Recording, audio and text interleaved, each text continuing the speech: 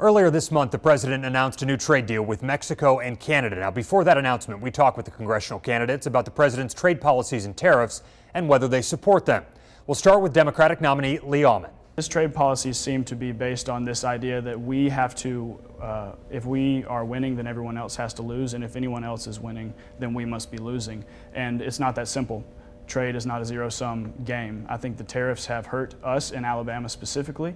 They have cut jobs and raised prices, and we need to be calling them out for what they are. They're not helping the people of Alabama, and I would encourage the representatives in this state to speak out against the deal.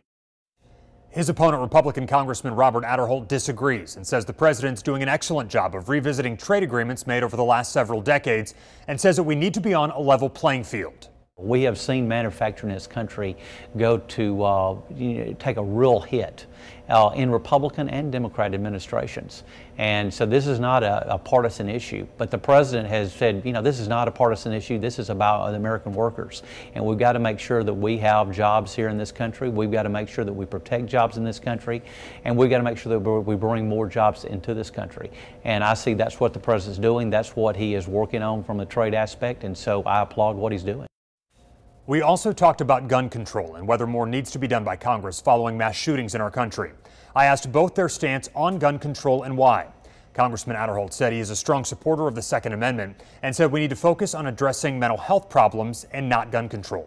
Gun control is not something I think is the answer to where we're seeing these shootings. What we're seeing is a real problem. There's mental health issues. There's just a number of issues where, but just because you take away the guns are not going away, you take away the killings. People that are going to kill are going to find a way to kill one way or the other. I think it's really takes a focus off where the real problem is. His opponent, Lee Aumann, says gun legislation should be an immediate priority of Congress.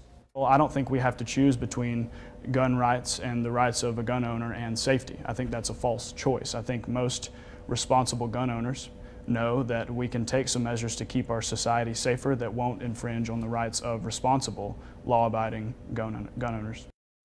Aumann went on to say that we need to start enforcing laws on the books and closing loopholes that put people's lives at risk. You can see much more of my conversations with both candidates on WVTM13.com or the WVTM 13 app. Back to you.